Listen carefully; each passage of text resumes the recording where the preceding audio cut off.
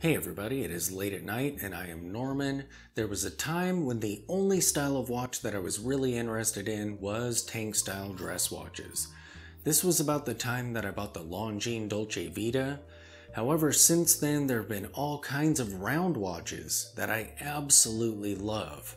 But I still have a passion for tank style dress watches, they just have more competition now. So tonight I'm doing a fourth installment of tank style dress watches that you should know about. So let us begin.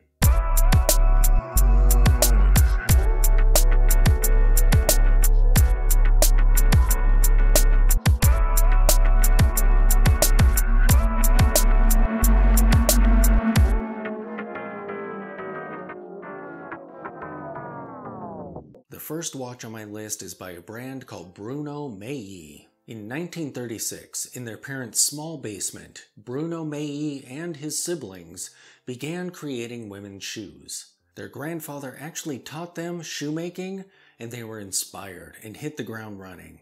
In 1947, they began creating men's shoes as well. And in 1951, they opened their first store. Later on in 2018, they went global, and one of many shops that they opened at that time was actually in New York City. Today, if you go to their website, they offer not only shoes, but socks, leather goods, such as belts, and a brilliant women's tank style watch, the Valentina Romana. And these retail for about $345, however, they're sold out. These watches are absolutely gorgeous. I'm so sad that the brand doesn't produce a slightly larger variant. The case is barely rectangular, very close to being square. At the lugs, there's a little decorative notch that protrudes out to the sides. The lugs are very small and angle down toward the wrist. There's a red jewel in the crown, and the crown is notched with wide cuts into it for grip. And from the side, this almost makes it look gear-like. There's an angled bezel leading up to the flat crystal, which sadly is mineral. The dial is definitely the star of the show. It has a guilloche texture and a minutes track around the edge of the dial, calling out the minutes and seconds in small Arabic numerals. Inside this track are the hour markers. 12, 3, 6, and 9 are in large Roman numerals, and the other hours are in smaller Arabic numerals, which looks so great. Inside of these is a thin line, and the brand name as well as Swiss movement are printed in the center section of the dial.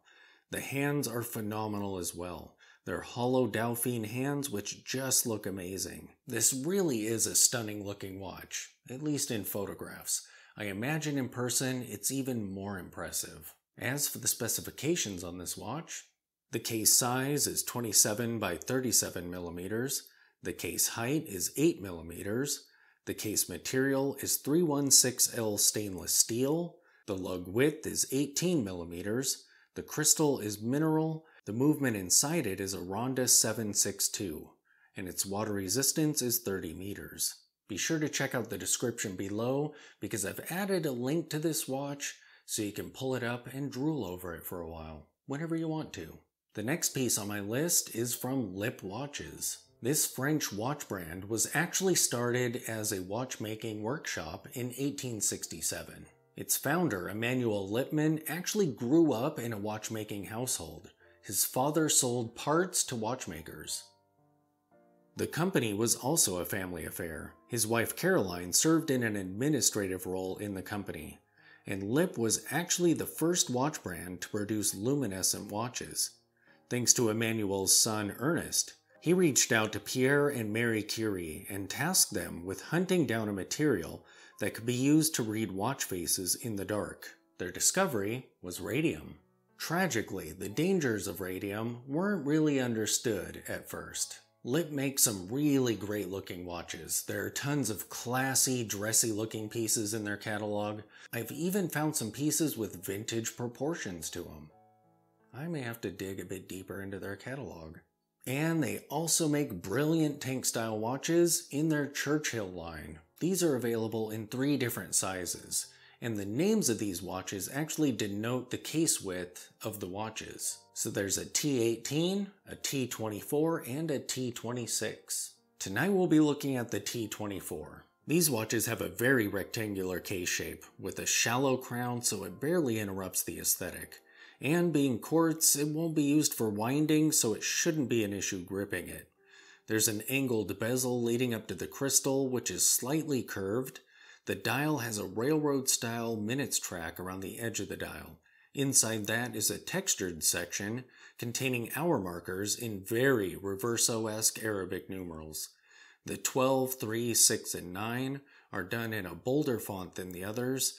There's a thin line inside of these indices, and in the center of the dial is the brand's logo below the 12 o'clock, and a sub-seconds complication. It consists of a tiny little Dauphine hand with a rectangular railroad track surrounding it.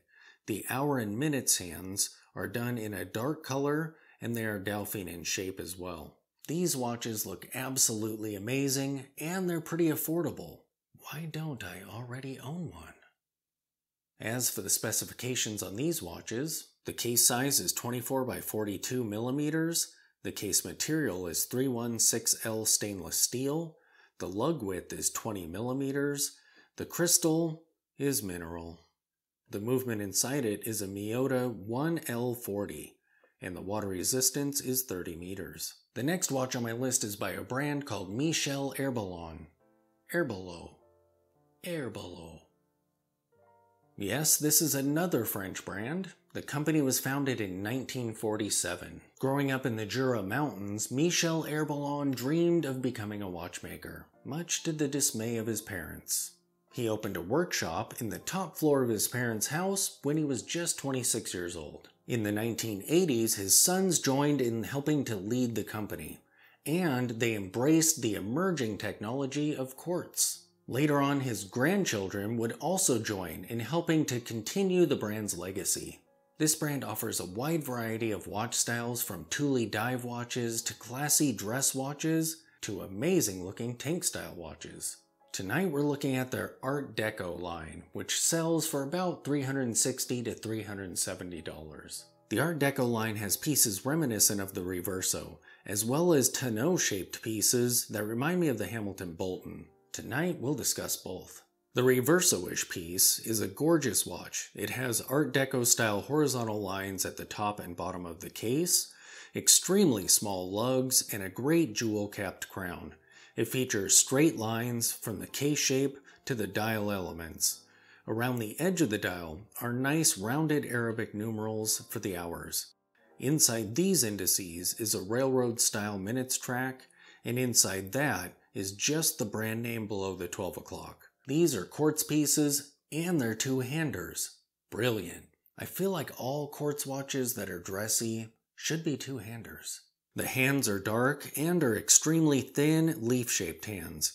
If you like the Reverso aesthetic, these might be right up your alley. The more tonneau-shaped pieces are so elegant. They feature the same horizontal Art Deco lines at the top and bottom of the case, but the case itself bows out, giving it a very interesting case shape, not simply a rectangle. Along the edge of the dial are large, elongated Roman numerals. Inside these is a railroad-style minutes track. There's a sub-seconds complication above the 6 o'clock, and this has markers for each second in Arabic numerals, for each 15-second increment. The hand is a stick hand with a nice counterbalance. The hour and minutes hands are leaf-shaped and angled down toward the dial on the top and the bottom, giving them a nice center line. Inside the minutes track, the dial is textured and features only the brand name below the 12 o'clock. As for the specifications on the rectangular watch, the case size is 26.5 by 32.5 millimeters. The case height is only 5.8 millimeters. The case material is 316L stainless steel. The movement inside these is a Ronda 751. The water resistance is 30 meters. As for the specifications on the tonneau-shaped piece, the case size is 30 millimeters by 35.5 millimeters. The case height is 6 millimeters. The case material is 316L stainless steel. The movement inside these watches is a Ronda 1069. And these have 50 meters of water resistance. And last up, we have a watch by Xanto. Szanto? Xanto? Szanto. Xanto? Xanto is a very elusive brand. There really isn't anything on it that I've found on the internet. They do sell their watches through outlets like Amazon, Kmart, Sears, pretty much any retailer that'll have them. However, their pieces have a very vintage aesthetic to them, as opposed to the oversized, super minimalist Bauhaus dress watch aesthetic you usually see in this market.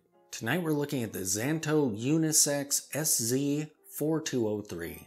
These retail for about $195. The piece we're looking at is a discontinued tank style watch that has great looking sort of trench style Arabic markers. It is an elusive piece. It has been discontinued by the brand and it's sold out on every site I've found so far.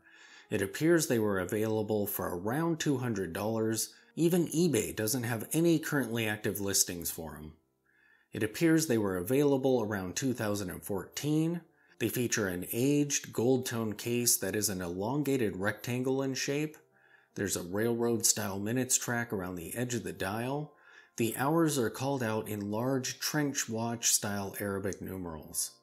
There's a sub-seconds complication above the 6 o'clock. It is a simple stick hand surrounded by a railroad style track that calls out the seconds in increments of 10 in small Arabic numerals. The hour and minutes hands are Breguet style, with what appears to be a loom pip inside the Breguet circles near the ends of the hands. The lugs are tiny and the crown is very shallow. They shipped on a perfectly paired brown alligator style strap. From the few images I've seen of them, they look great. However, I cannot vouch for their quality. As for the specifications on these watches, the case size is 26 by 35 millimeters. The case material is stainless steel. The movement is Japanese quartz. The water resistance is 30 meters. So there you have it, another round of amazing, dressy, tank style watches. Absolutely gorgeous. Thanks for watching.